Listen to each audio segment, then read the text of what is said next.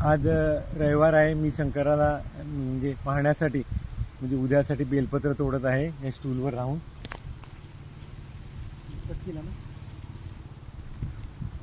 हे बेलपत्राचं झाड आहे आमच्या शेतामध्ये. मी बेलपत्र तोडत आहे.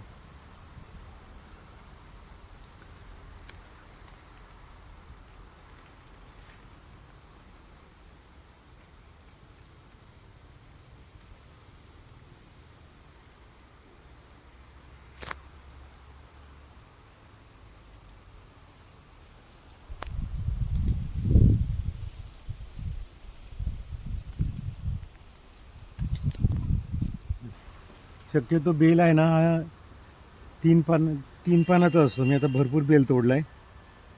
हे बघा मी तुम्हाला दाखवतो. हा बेल आहे, हा 3 पानाचा असतो. ह्याच्यात ब्रह्मा विष्णू महेश ह्याचं वास्तव्य सांगतात. हे 3 पानं म्हणजे हे ब्रह्मा विष्णू आणि महेश ह्याचा हा 3 पानाचाच बेल मिळतो. शक्यतो 3च पानाचा असतो. 5 पानाची का 4 पानाचा मिळत नाही बेल. पण मला आज ना बेल तोडताना 5 पानाचं बेलपत्र मिळालं.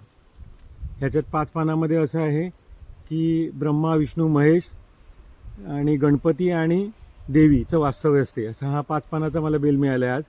आणि ह्याचा ओम नमः शिवाय जो मंत्र आहे, नमः शिवाय, हा 5 अंकित आहे. नम म्हणजे 2 आणि शिवाय म्हणजे 3, म्हणजे हा नमः शिवाय म्हणजे 5 पानाचा बेल आहे.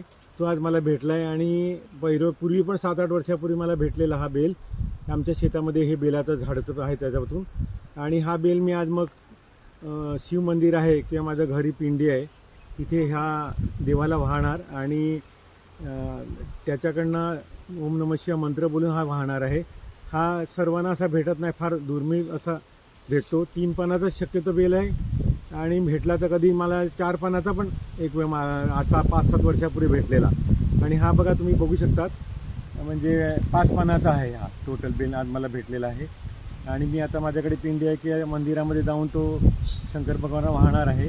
आणि हा तुम्ही बघू शकता. मला आता मी महादेवाचा तर भक्त आहे. मागच्या 8 वर्षापूर्वी भेटलेला, आता पण भेटला. आणि त्यांचा आशीर्वाद हा देवाला वाहिल्याने आपली जी मनोकामना इच्छा असते ती पूर्ण होते.